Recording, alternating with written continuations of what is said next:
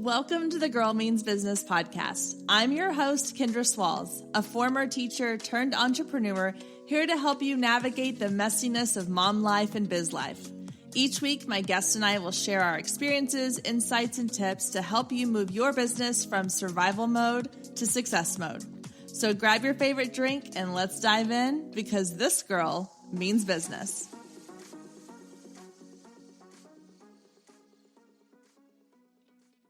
Hello again, and welcome to episode 181 of the Girl Means Business podcast. We are in store for a really incredible conversation today with my guest. However, before we get to that, I have a quick favor to ask you.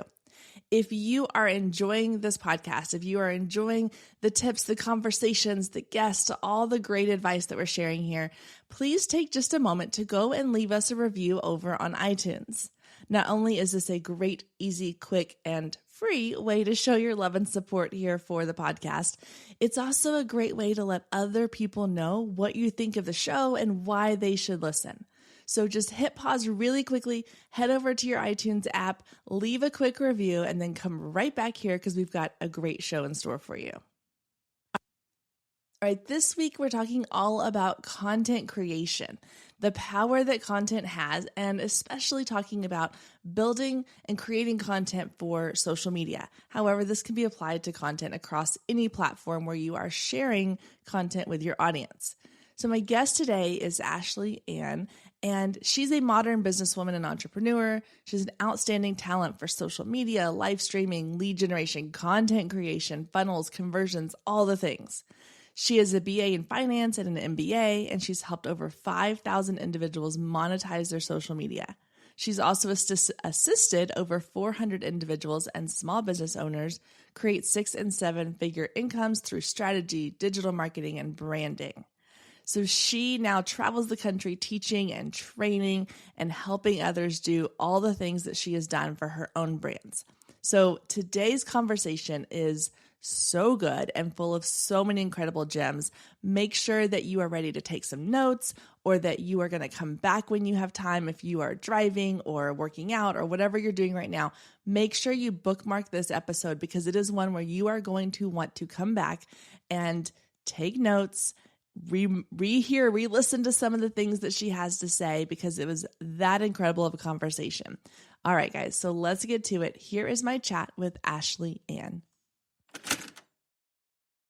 All right, guys, I am here with Ashely Ann. Ashely Ann, welcome to the Girl Means Business podcast.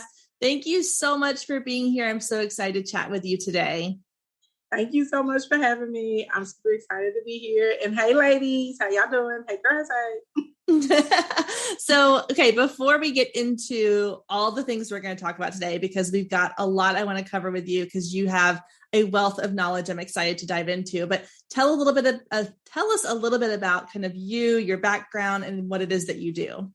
Okay, so I try and keep it short, because I know there's so many things we want to talk about today. But basically, I help people make money with their social media accounts. I'm one of the top strategists in the country. I'm super proud that I've been able to help over 700 people create 6-figure incomes. Right now, to date, I've helped 155 of my clients hit $1 million in under a year.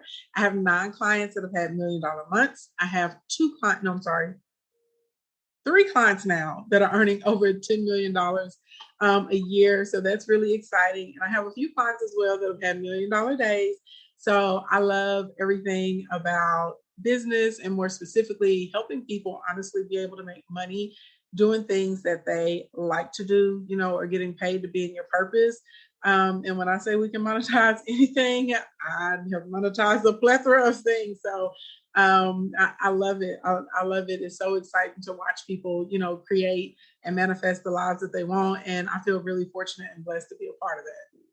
I love that. So I'm curious, the clients that you work with, you said you can monetize anything. Do you have do you find that, are you more like product-based, service-based, a mix of the two, influence? Like what type of industries are you working in? It's a mix. We literally have everything from, ladies that are whipping up their own skincare products in the house and sending it out, to, lawyers or doctors or estheticians, doing digital consultations for people in their skin, I have clients who are really popular because they commentate on series. So like one of my favorite clients, he talks about the Housewives, any Housewives franchise. He has all the deets, all the information. He's clearing six figures, just giving all the news about the Housewives. Another one, he just focuses on like kind of pop culture and events and stuff. I have another client. She does really, really well. She clears $250,000 and she eats. She gets online and she eats and she reviews food and she tells you where to go and eat when you're traveling to that city. So like anything, I have clients that are attorneys. I have people that teach crypto and stock investing. I train other social media strategists. We have people that have food trucks and restaurants and YMCAs. We work with churches. I just have clients, they pretty much do anything, like you name it. If they're saying, hey, I want to use social media, as a channel to be able to reach people, and I need to know how to do it, I'm like, call me, I got you. That's amazing. I love that. The one about like the talking about the housewives, so those, like, honestly, like I listen to so many podcasts that talk about things like that, like the reality shows or pop culture. One of my favorite podcasts is a pop culture it's crazy what you can monetize. And I think that, social media, as much as people, and myself included, have kind of this love-hate relationship with social media, it has opened the doors for so many opportunities for people. And it just creates this sort of endless horizon of things that you can accomplish. And I always think that I've referenced this in other podcast episodes. My parents owned like a little brick and mortar store in our hometown that was a family business. And their marketing, granted, they were a local store, but their marketing reach at the time, when I was growing up in the 70s, 80s, 90s, it was whoever they could reach in the local newspaper or with, ads around town. And when I talked to them about like, oh, I have a client that's reached out to me from Australia, and I have people who listen to my podcast in like all these different countries. And they're like, that's amazing. Like just the fact that we have in our lifetime that capability, it kind of blows my mind sometimes, but it's also one of those things where it's like, you don't have an excuse anymore for why you can't do what it is you really want to do, because the world is literally at your fingertips when you open up these apps on your phone. It's crazy. Yeah, you're all the way right. And I built my first company is an event design and production company. It's called Events by Ashely, and I'm working on transitioning out of that. So in the event industry, normally like 10 years is your lifespan. I've been at it for 16. Okay, it's time to let these young girls have it. But that's how I made my first million, was through that. And that's also how I learned I was really good at social media. And to what you were saying, your parents' experience, right? A lot of traditional business, it's literally whoever you can reach or touch in a geographic region based on social media. Though there are people all over the world that you can talk to and resonate with and build a tribe and relationships with. And so now all of a sudden you're not just limited, to the people within a 20-mile radius or whoever's listening to whatever radio station. And it's so much more cost effective. When I first started my business, and I'll be honest, I don't even know how I was coming up with this money to run these radio and television ads and being printed inside of newspapers and print ads and magazines and all this stuff, right? But it was a lot. Like I was spending like probably closer to $30,000-$40,000 a month. And compared to on social media, where you literally can make posts, you literally can put up a reel and it doesn't cost you anything, and you can book a client, that same day, or move people over to your products or give them a discount code to incentivize them to come into your store or your boutique. It's nuts. It's like you said, there's no excuse anymore. The barrier to entry is so low now. Yeah, exactly. Yeah, absolutely. So let's talk a little bit about social media, because I think that for a lot of my listeners, I know a lot of people that I know that are kind of starting out growing a business, social media can feel very intimidating at first, because they're like, okay, it's exciting. You're like, okay, I created an Instagram account. I created a TikTok page or whatever, whatever it is that you're focusing on the platform. And then I started putting out content here and there, but it's a really slow grow. So to me, and what I have found, and I think you have found the same thing with social media, is that it's all about creating content. Like, even if you call yourself like an esthetician, you really are on like a content creator. Like all of us need to be content creators if we want our business to grow. So let's kind of talk about that a little bit. Like tell us a little bit about what content and content creation means to you and why it's so important for business owners to be focusing on that. Yeah, you're absolutely right, though. Everyone is a content creator because people get anxiety. They're like, I don't know what I'm supposed to post. And I'm like, post everything, right? Yep. Everything that you're doing is content. Somebody wants to see it. They want to experience it. They always wondered how that works behind the scenes. And it's also an opportunity for you to establish yourself as a resource. And I really think being established as a resource is more important than being established as an expert, right? Everyone's like, be an expert in this, be an expert in that. And that gives people a lot of imposter syndrome and FOMO. Like, you don't have to be an expert. You want to be a resource, right? So whether it's from skincare or being an awesome mom to, you know what I mean, how to grow your own vegetables, like it doesn't matter. You're just going to be a resource. I'm here to provide information. And also there are these things that are called curation pages, right? Curation accounts. You don't necessarily have to have that skill set. You don't have to do it. You just need to have an interest in it. And you go and you collect all the information about that particular thing, right? And again, it goes back to being a resource. So when we get into content, there's two types, that are really going to help you build up a following and that are going to help you convert a follower into a buyer. And that is relational based content and value based content. And I do want to say something before I get too far down the rabbit hole. Don't be super obsessed with your amount of followers, right? Slow is sustainable. And you're going to grow over time. Like once we figure out who's our 1 to 3 groups of people or our niche, right, that we're speaking to.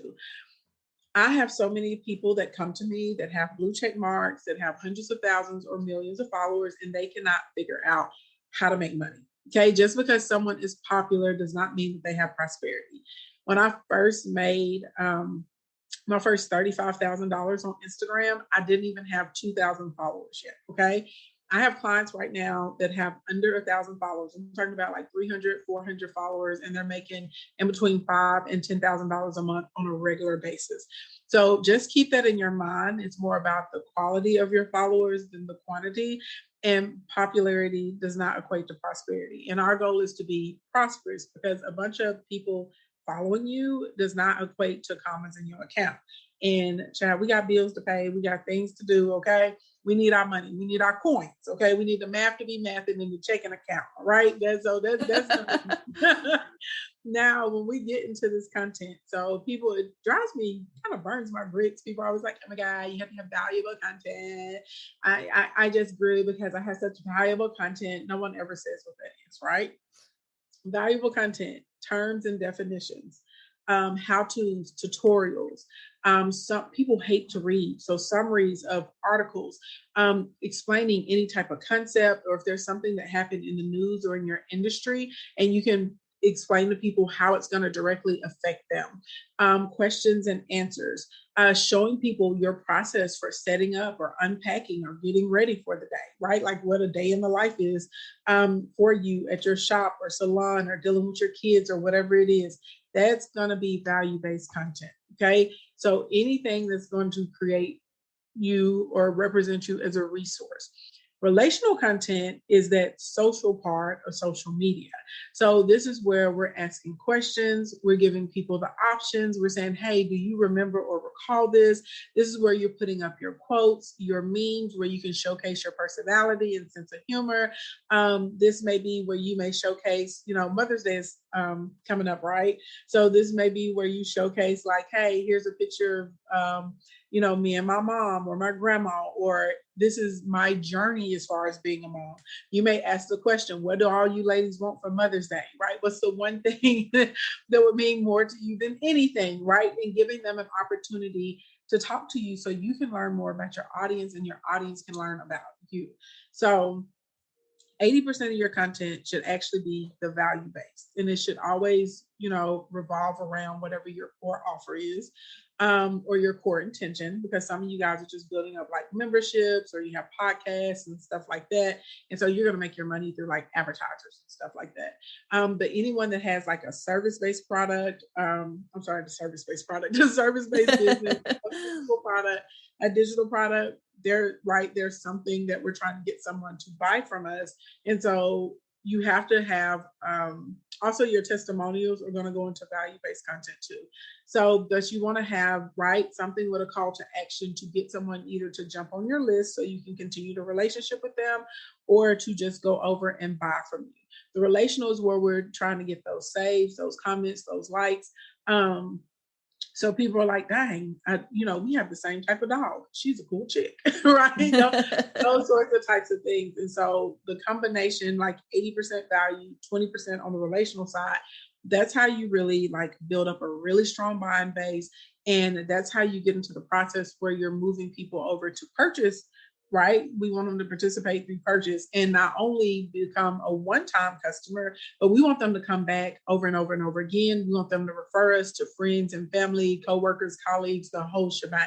So the beauty about relational content is because your audience feels connected with you or they feel connected with the brand, well, now it's really easy for them, right, to come and consume your goods or your offers. Stay with us. We'll be right back. Do you want to be inspired by other brilliant business owners? Find out how and why they set their brilliant businesses up. Discover some of the triumphs and struggles they faced along the way. If so, then you are in the right place. Welcome to the Brilliant Businesses Podcast. We interview business owners to find out their story and journey as to how they set their businesses up. We believe that story is an important way of making their businesses shine, and we share those stories on this podcast.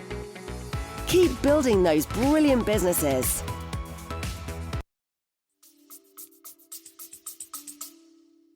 Yeah. Oh my gosh. I was taking so many notes.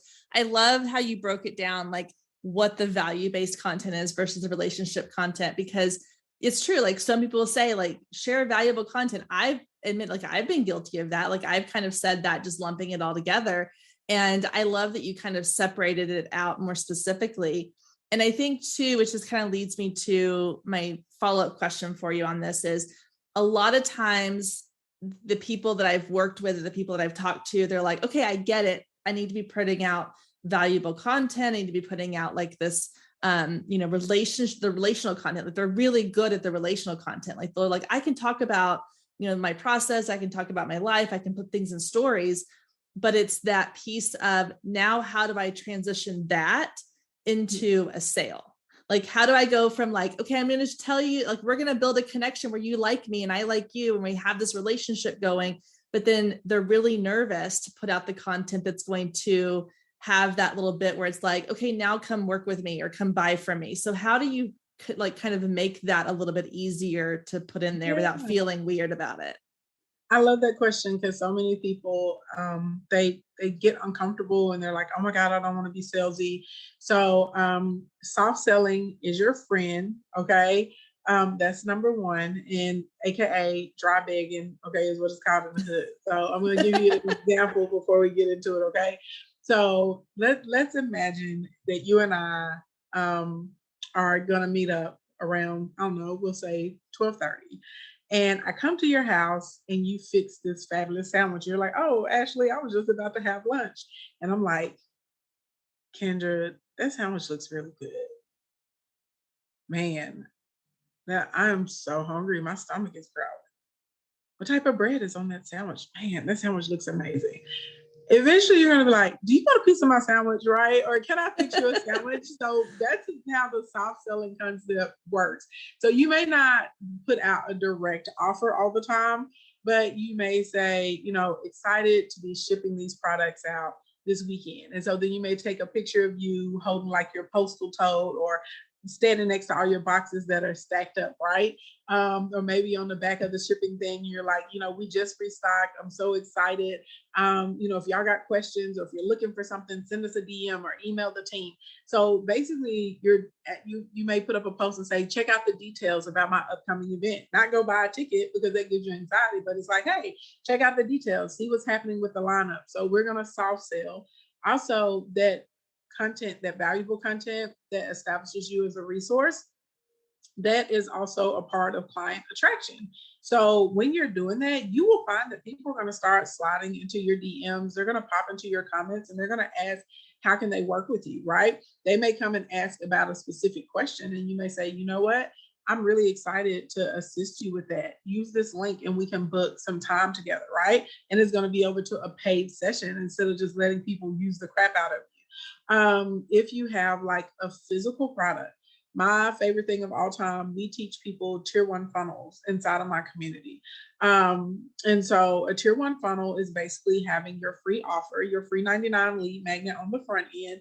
And as soon as they opt into it, you're going to send them over to a confirmation page with an offer. And that confirmation, real big in the top, is going to say your free thing is on the way. And the best thing to do is if you can put up a video and say, hey, I'm really excited that you got this free thing. This is the best way to use it. Here's some tips to get the most out of it, right? Your next thing is going to be blah. And then you may give a few tips and say, if you're interested in blah, whatever the next step is, check out my product below. It's a special offer because now you're part of my community. So now you're able to get them on the list, right? And you're going to get somewhere in between 10 to 30% of people that are going to buy that offer. And you physically didn't have to extend the offer to buy. So now you can just focus on building up your list, right? Hopefully in the back end, you have your email set up so they're making paid offers for you as well. And eventually you're going to get comfortable. Well, once a day, you're putting up a post and in the call to action, click the link in the bio and buy this. Send me a DM if you have questions about it.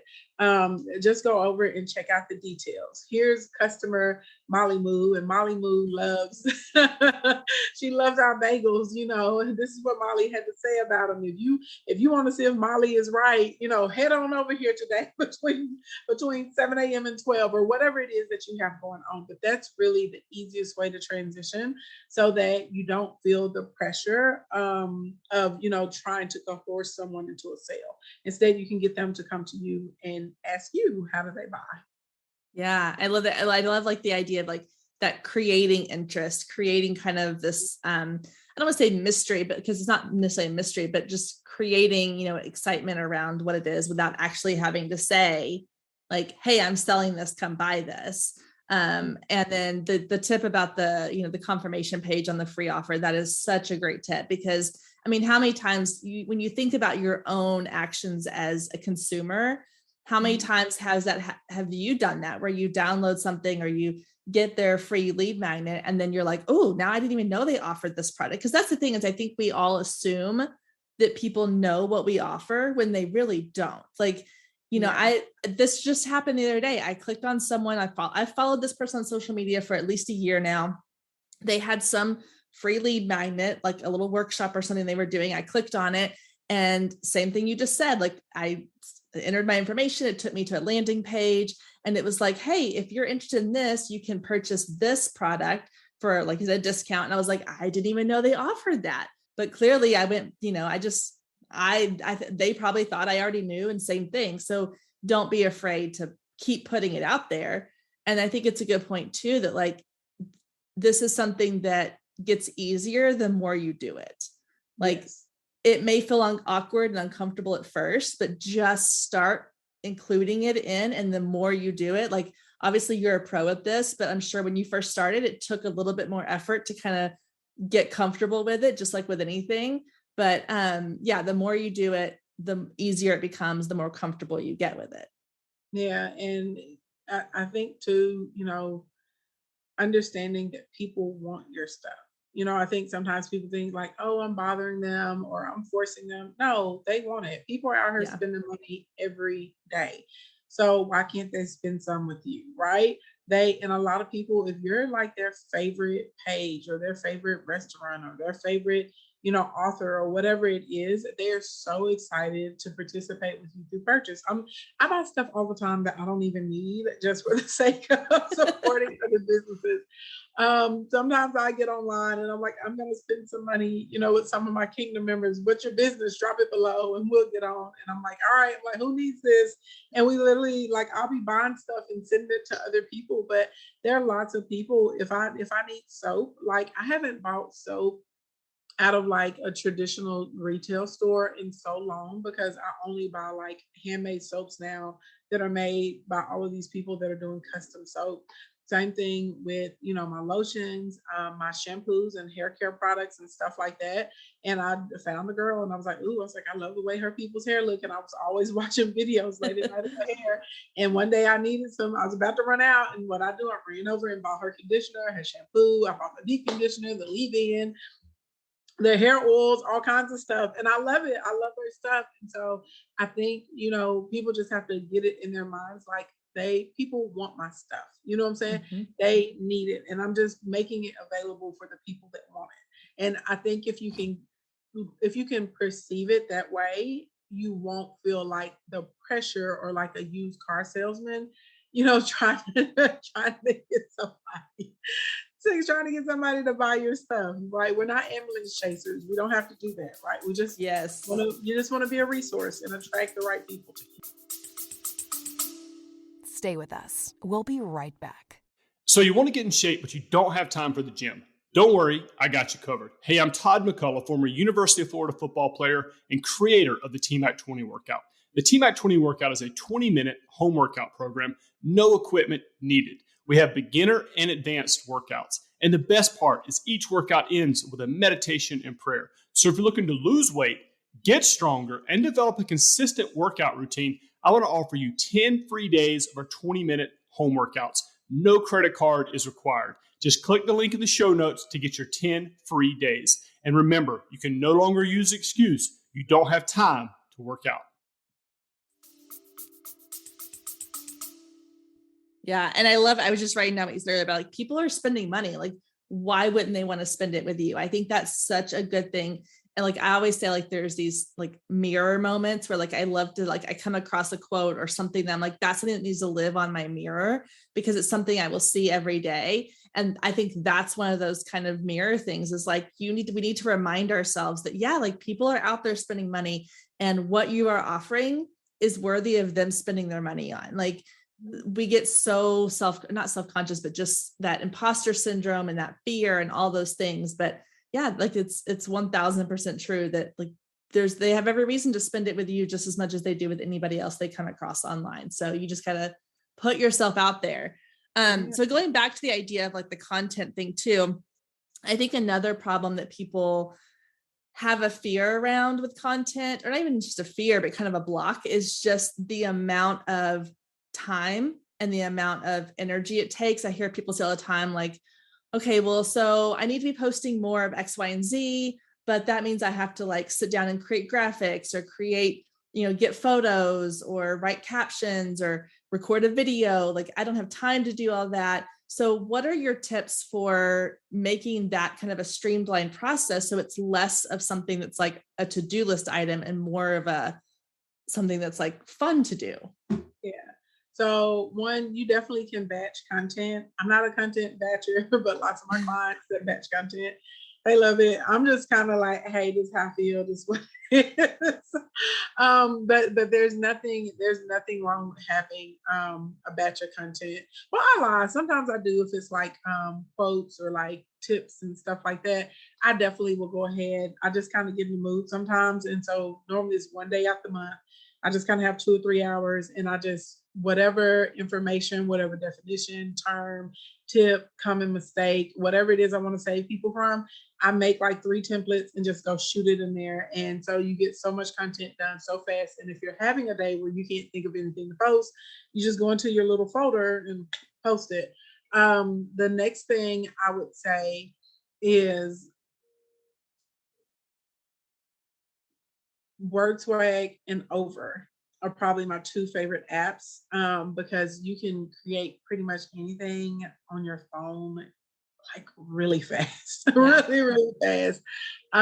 So Unfold is also a really dope app too. It was designed more for stories, but it works really well for like reels and if you're TikToking and if you want it really pretty, they work really, really well for that. But sometimes I use them just for like the covers of stuff. Also, I think, understanding that like your sound bites, your conversations, your thoughts, right?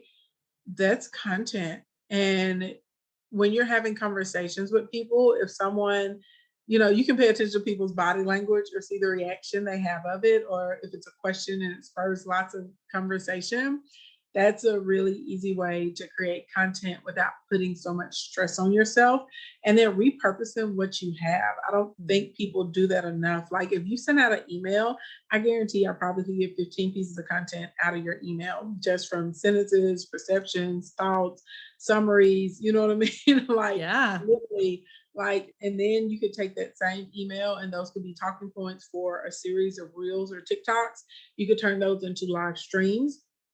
And I tell people, keep a notebook and pay attention to questions and critiques. I make so much money paying attention to how people are criticizing things and making sure I'm there to offer something that people feel like they're missing. Or when people ask you questions, even in the DM in regular life, literally that's content. You can put up the answer as a piece of content, or you can put up the question, say, hey, them, and write the question, me, write the answer. Like, boom. Boom. So I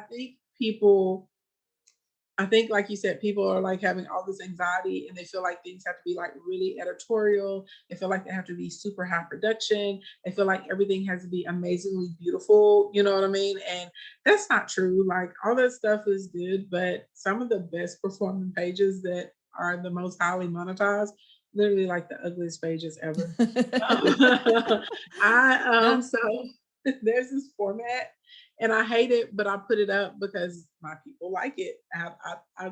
I let my audience tell me what they like. And if there's something they like a lot, I'm just going to keep making more of it. So it's a video with this big ugly headline. Before I started doing this, I would spend so much time formatting these videos, putting little flowers and paisleys and all these pretty frames on them. And I would put it out there and it would get like 1,000 views. And then I would turn around and just put up this butt ugly video with a big bold font on top. And it has 100,000 views on it. So I quickly learned that my audience liked to have the title on the video because it let them know what I was going to be talking about. And then they could figure out if they wanted to listen or not. And they felt like I was more real and more relatable without all that stuff going on. Right? Without all this stuff. And they were like, dang, they were like, this is what I'm into. So for the aesthetics of my page, do I like it? No. But do I like the results that it gives me? Absolutely. Yeah. Well, and I've found that, like, again, kind of going into the mind of consumers, very rarely do I actually look at somebody's entire like feed as a whole. Like a lot of times that we're just seeing the content coming up on our, like the home feed or however you're looking at it. And so, it used to be this trend where it's like, oh, you got to have this like really aesthetic feed. You got to have like, there were the people who were doing it for a while. It was like collages where like each post would fit together to make this one big picture. And that's a lot of work for very few people that are going to actually scroll back. I mean, even if someone goes to your feed, they're looking at that first 9 to 12 probably posts. Whatever's above the phone is all there's. Yeah. No, yeah, exactly. And I think that's true. Like, I don't think the aesthetic piece is as important as a lot of people think it is.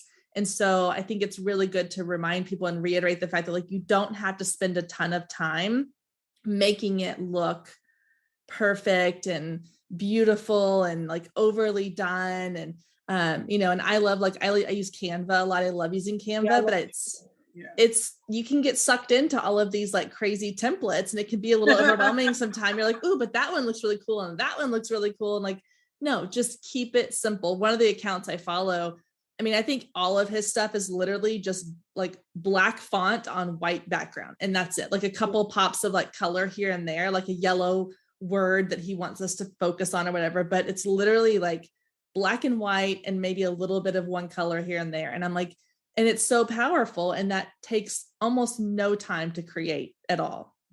and I follow a guy. He doesn't even take the time to type it out. He puts it on. He puts a quote on a Post-it note. It takes a picture. It takes a picture. That's the whole page. It's the whole Oh my page. gosh. I tell people to get out of their own heads. Like, there are accounts right now on social media that have millions of followers of people cleaning out sinks and toilets. You know what I mean? Like, and there are all these people watching. We clean the windows. They're watching people clean toilets. They're watching people wash out sinks, wash chicken. Like, it doesn't have to be that deep, right? So there's somebody, they would definitely love to see you unload your truck at work. They would definitely love to see you steam the dress before you hang it up on the boutique, or how you dress the mannequin. You know what I'm saying? They would definitely love to like talk to you while you're editing a client's book or a piece of paper or whatever. Like, people just, we're inquisitive. We're like, hey, well, how are they doing that? And what it does is it also helps your perceived value of your product or service, because they're like, oh, well, look how much work or how long it took her to knit that dress or cut that pattern out, to be able to make this. Wow, I didn't realize, she extracted, her own lavender to put into her homemade candles or whatever's going on. So I think, like, getting out of this trap that everything has to be super high production will help a lot of people. And don't get me wrong, I appreciate somebody that puts in a huge amount of effort, but the reality is, like you said, people are seeing your one individual post. Very seldomly are they going to the whole page. Yeah. So what are your thoughts? Because I've said this on here multiple times, and sometimes it's, I come from a teaching background and being a parent where I understand, like, I can say something 5 million times, but then I can have a guest on to say the exact same thing. And sometimes that's the thing that gets people to understand it. So I would love to know your thoughts on the importance of showing up online as yourself, because I have a lot of people who are like terrified to put their face on camera, who are like, I don't want to do reels or TikToks because I don't want to be on video. I'm uncomfortable with that. But where do you fall on that spectrum of, like, how important is it for you to be the face of, putting your face out as the brand of your business? I'm all for it. Like, just be yourself, even if you don't want to put your face out, and your personality, your thoughts, your quotes, your perceptions, your assessments. Somebody's going to disagree with it, but there's going to be a whole lot more people that follow you that are going to agree with it. That's number one. Number two, if you are like really shy or you have anxiety about it, just find moving clips of different things: clouds, the water, oceans, flowers growing. Put some music behind it, right? Or some powerful sound clip, and put a quote on top. You still can do it, right? Because you have to have the exposure. So I would say think outside of the box. But even when you're doing that, that should still reflect your voice and your tone. You need to be yourself, because at the end of the day, your vibe attracts your tribe. And there's a whole sector of people that are gonna be here for it. They with the ish. I've done so well because I take really complicated, marketing concepts and jargon, and I put it in a language that my audience can understand. We use a little slang, we use a little bit of vernacular that's around our way. We talk about things that we can relate to, right? As far as environmental that, we grew up with, and it works. And I've done so well because people are like, I like her, right? And there's also some people, they come and they see me and they're like, oh no, they're like, she's too black. You know what I'm saying? I'm like, whatever. I'm like, right? There's no way she has a master's degree. There's no way she's doing this. Well, I do have it, and I am doing these things, right? But the people that like me, they like me, right? And I think y'all have to understand that there are people that are going to like you. They're going to like you however you are, whether you're bold or conservative, whether you're loud or quiet, whether you're funny or, serious, whatever it is. There is a base of people that are here for it, but you have to be yourself, because it's not really sustainable trying to put up a facade. This is why you see a lot of these influencers, like, they're like, oh, I have to take a break from my mental health. I gotta run away. And you know what I mean? Or you'll see celebrities, right? They're like, oh, it's just too much. And they become hermits, and they like disappear, and you never see them again. And it's because they didn't have the freedom to be themselves. So whatever it is in your business, whether you're putting your face out there or not, come from a place of authenticity, come from a place of truth. Understand, there's going to be some people that are, weird and trolling or whatever, but that's really only about 1.8% of your comments. Realistically, a lot of people support you and they may not like your comment, but I guarantee they went and they bought or they shared it with somebody, right? Or they tuned in or they opened up your email or they responded to your text message. So a lot of times people that are supportive, they're busy taking the action, right, to support your business more so than, being ugly to you online. And I've seen people that fake it. They burn out really, really fast. They kind of, you see them kind of come in like, phew, like a bolt. And then all of a sudden, like a year and a half later, they've disappeared because they could not maintain the act, right? Yeah. It is so important to be yourself.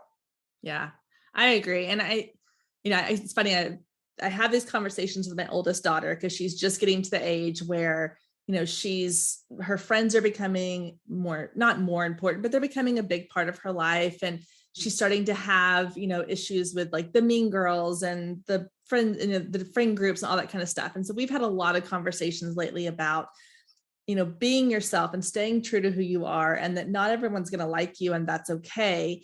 And it's funny because the same conversations I'm having with her are the ones that I have with myself and I have with my coaching clients. And so it's, it just kind of, you age up with it. But the idea that, and I tell her this all the time, I'm like, the example was she got a bad grade. She's very smart, straight A student. She got one bad grade on an assignment. And some of the kids in the class were like, oh, you think you're so smart. Look at that. You got a 60 on that test or whatever. And she was upset about it. And I said, that's more of a reflection of them and their insecurities than it is about you. Like that's their way of making themselves feel better because they don't get good grades or whatever the case may be. And so putting that into the same context of social media is I try to do that myself. Is anytime I've had somebody, I posted a reel one time and I don't, luckily, like knock on wood, I don't get a ton of negative or trolls comments, but I posted a video one time and it was a reel and I can't even remember. It was I think it was like a Kardashian audio clip that it was about like, it's just so nice that I don't want to work today. And I was sitting outside by my pool, 80-degree sunny weather, drinking a adult beverage. And some guy commented and he was like, oh, you're just too lazy to work. And I was like, okay, I don't respond to them first of all, but in my head, I was like, you don't know what I do. You don't know how hard I work. You don't know how much money I make. You don't know any of these things about me. Like that's a reflection on his insecurity of some kind. And so I try to tell people all the time, when you find yourself worrying about what, whoever it is in your life is going to think about you or say about you, A, most of the time it's all in our head. That's never actually going to happen. And B, if it does, it's 99.9% of the time that comment is not about you. It's about them and something that they are insecure about. So I know it's easy to say that it happens and you like let it bring you down, but just know that like it's more important for you to put yourself out there and make an impact on one person's life than it is for you to hold back because you're afraid of what one person might say negatively about you. Right. And I totally agree. We just differ with the trolls. So sometimes I ignore them and sometimes I have fun with them. I know I love it. When they come in trolling me, I use it as an opportunity to flex. Like I use it as an opportunity to run my resume or, call out something amazing that we've done. Sometimes I just like trolling the trolls, like a person that was like, oh, you're just lazy. I'd be like, your mama lazy. Or maybe like, I'm like, you right. Be like, I get to be lazy because your daddy pay my bills. You know what I'm saying? I got to switch out some stuff like that. So I'll use it, for comedy. Sometimes I'll take, when someone trolls me, like I'll take a screenshot and I'll put the post up and then I'll go in the description and it gets our engagement up so much. It brings so much awareness for our products and services. So I actually use the trolls to my advantage, but you're right. Like don't not impact people because they're literally waiting on what you have to offer because you're worried about some loser in their mom's basement that hates their life. Yeah, exactly.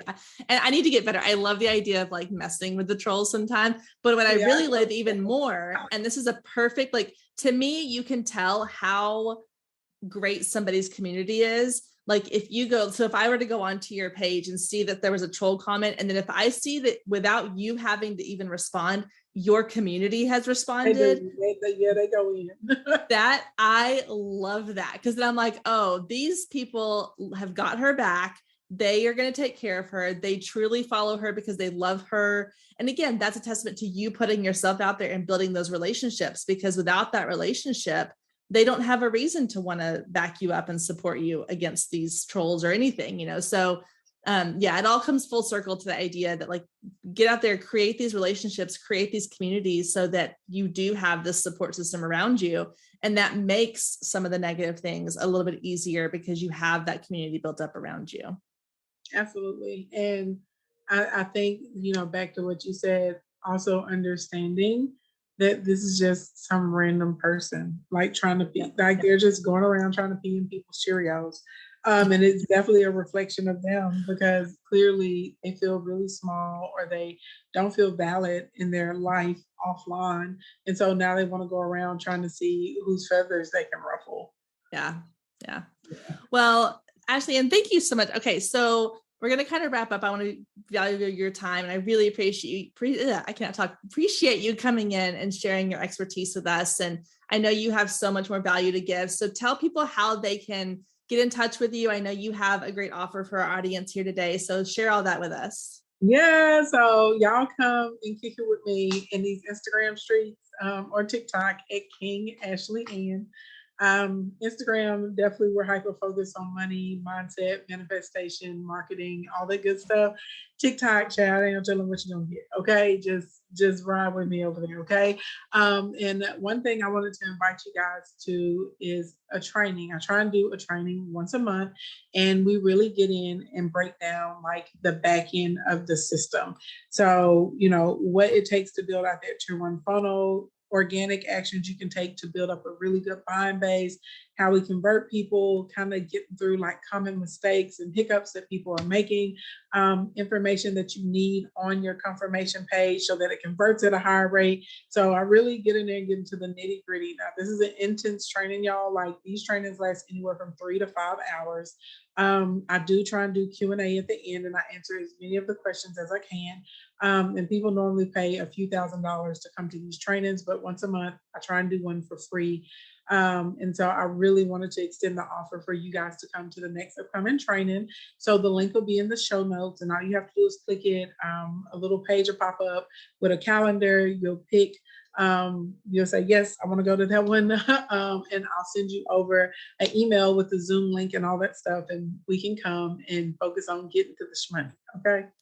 I love it. Well, thank you so much. I really appreciate it. I would love to have you on again in the future so we can go even deeper, because I know, again, you have so much to share. So thank you. Well, hopefully we'll see you around soon. I'll have all those links down in the show notes for everybody. And again, I appreciate you giving us your time today. Thank you so much for sharing your ear and your audience and being so delightful. I appreciate it so much. Thank you so much for joining us today. I hope you enjoyed the conversation as much as I did. And as always, you can find any links or resources mentioned in today's show down in the show notes.